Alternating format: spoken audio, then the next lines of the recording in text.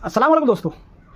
कभी आपने सोचा है कि आपके हाथों में ये जो मोबाइल है, आप अरसे से ये चाहते हैं कि आपके पास कुछ पैसे ज़्यादा आएँ तो आप इस मोबाइल को बदल करके कोई अच्छा सा मोबाइल ले लें, क्योंकि आपको पता है कि आपके हाथ में ये जो मोबाइल है उसमें कुछ कमियां हैं। इसी तरह से आपके पास जो टू व्हीलर है, आपको पता है कि इसमें जो काम निकलता है, आप ये चाहते हैं कि 2 पैसा ज़्यादा आए तो मैं इसको बदल करके एक अच्छी सी टू व्हीलर ले लूँ।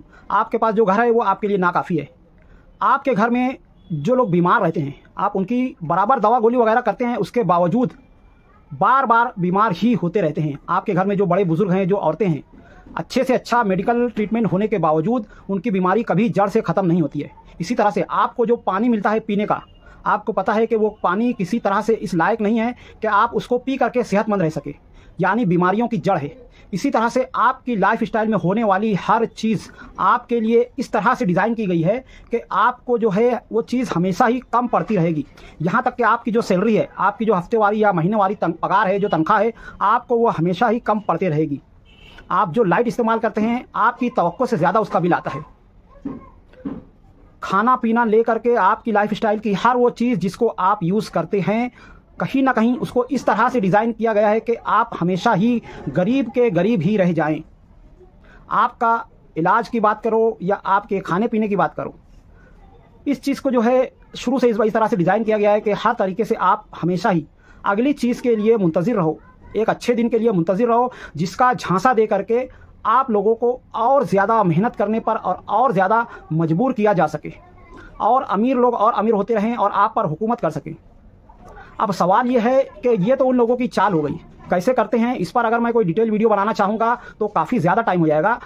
तो इस पर बहस ना करते हुए सीधे हम बात करते हैं कि इसका हल क्या है और हम लोग इसके लिए क्या कर रहे हैं। पहले बात करते हैं कि हम इसके लिए क्या कर रहे हैं। जितने भी लोग इस चीज़ का शिकार हैं, आपको पता है कि कोई आईफोन यूज़र हो या कोई एंड्रॉयड यूज़र हो या कोई बटन वाला फ़ोन चला रहा हो, हर किसी को पता है कि ये मोबाइल में कुछ ऐसी खामियां रखी गई है कि आपको अगले मोबाइल का इंतज़ार करना ही होगा, आपके लिए मोबाइल नाकाफ़ी होगा।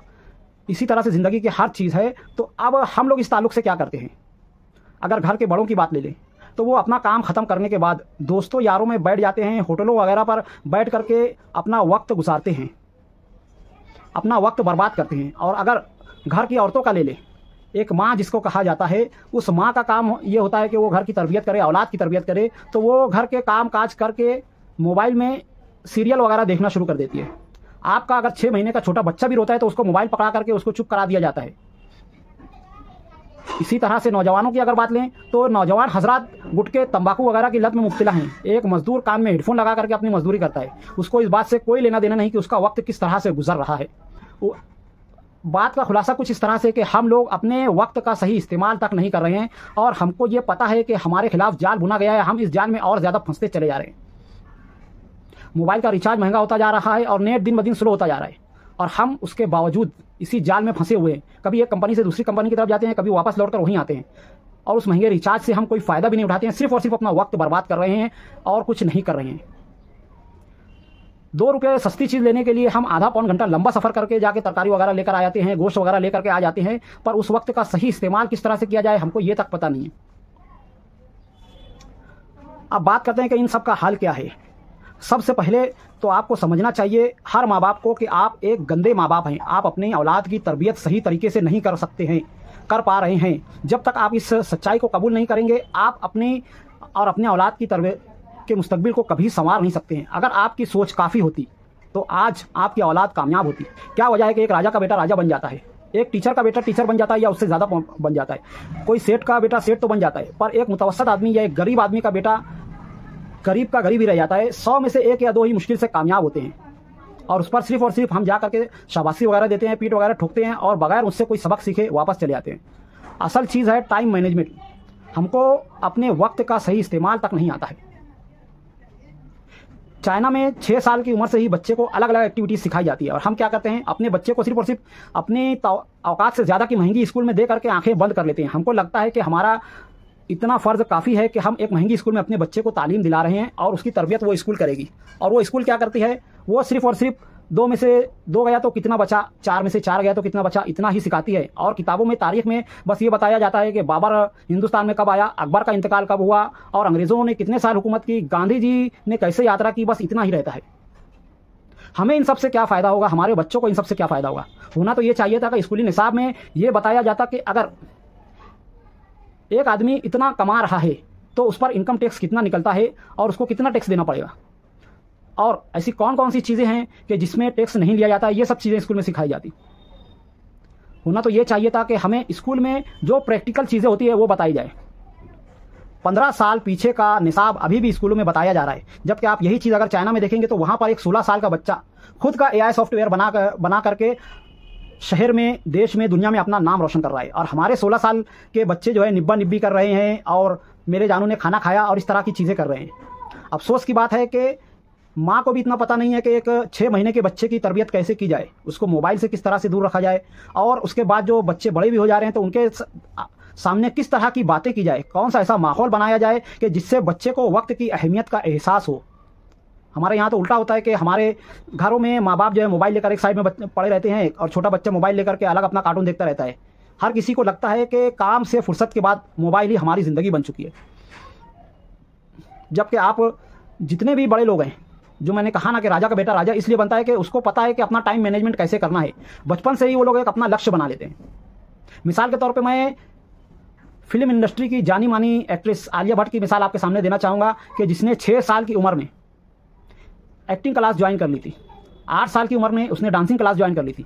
क्यों? क्योंकि उसने एक टारगेट बना लिया था कि मुझको जो है आगे चल करके एक्ट्रेस बनना है, और वो आज 22 साल की उम्र में एक कामयाब हीरोइन बन करके आई है। आप लोगों को लग रहा होगा कि इसमें जो है उसके बाप महेश भट्ट की कामयाबी का राज है, उनके पास पैसा है, वैसा है, सब सही है। पर एक चीज़ जो हर किसी के पास अल्लाह तबारक व तआला ने दी है वो है वक्त और उसका सही इस्तेमाल, जो हम में से हर कोई कर सकता है। चाहे माँ बाप हों, चाहे नौजवान बच्चे हों, चाहे छोटे बच्चे हों, चाहे घर के बुजुर्ग हों, चाहे औरतें हों, चाहे लड़कियां हों, हर कोई अगर अपने वक्त का सही इस्तेमाल करे तो वो इस जाल से निकल सकता है और ख़ुद तरक्की करके अपना नाम रोशन कर सकता है और एक बेहतरीन ज़िंदगी गुजार सकता है। पर हम ऐसा करते नहीं हैं। हमें चाहिए कि अपना काम होने के बाद अपना जो भी वक्त है वो हमारे मोबाइल में नेट होता है, अब जो है हर घर में मोबाइल होता है और नेट के साथ होता है, तो उस नेट के ज़रिए AI सॉफ्टवेयर से हम नई नई स्किल्स वगैरह सीख सकते हैं, अपने आप को इस काबिल बना सकते हैं। अल्लाह तबारक व तआला ने किसी बंदे को नाकारा नहीं भेजा है। हर बंदा अपने अंदर कोई स्पेशल क्वालिटी रखता है, कोई ऐसी खुसूसियत रखता है। अगर हम अपने मकाम को, अपने आप को नहीं पहचान पा रहे हैं तो ये हमारी गलती है। अल्लाह तबारक व तआला की तख्लीक में कभी कोई कमी नहीं होती है। आज हम जो है सियासत का रोना रोते हैं और अलग अलग गवर्नमेंट का, हुकूमत का और कॉरपोरेशन वगैरह का रोना रोते हैं। हमें ये सब बंद करना होगा, वक्त का सही इस्तेमाल करना होगा, खुद भी सीखना होगा, अपने बच्चों को भी सिखाना होगा। आगे आने वाली ज़िंदगी बहुत ही टफ होने वाली है, क्योंकि आगे जो है AI आर्टिफिशियल इंटेलिजेंस का ज़माना रहेगा, और ऐसे में अगर हम आर्टिफिशियल इंटेलिजेंस की स्किल्स को डेवलप नहीं करेंगे तो हम बहुत पीछे नहीं रहेंगे, बल्कि हम पूरी तरह से बर्बाद हो जाएंगे, पूरी तरह से ख़त्म हो जाएंगे। बाकायदा बड़े बड़े जो साइंटिस्ट हैं, जाने माने लोगों ने ये पेशन गोई की है कि एक वक्त आएगा कि AI जो है 72,000 जॉब्स को खा चुका होगा, पर वहीं पर करीब 92,000 नई जॉब्स भी फराहम करेगा जो AI स्किल्स के द्वारा चलाई जाएंगी। हमें चाहिए कि अपने औलाद को, खुद को, अपने बुजुर्गों को इस ताल्लुक से डेवलप करें, और इलाज और मुआवजे के लिए हमें चाहिए कि बड़े बड़े डॉक्टरों के पास जा करके अपनी मेहनत की कमाई को ना बर्बाद करते हुए सही डॉक्टर के पास जाएं। बहुत सारे ऐसे लोग होते हैं कि हल्की हल्की बीमारियों के लिए भी बड़े बड़े डॉक्टर्स के पास आते हैं, और वो लोग जो है करोड़ों रुपये लगा करके दवाखाना इसलिए खोल करके नहीं बैठे हैं कि आपका इलाज सही तरीके से करके आपकी बीमारी को ख़त्म कर दें। वो आपका इस्तेमाल करके अपनी आमदनी को बढ़ाते हैं।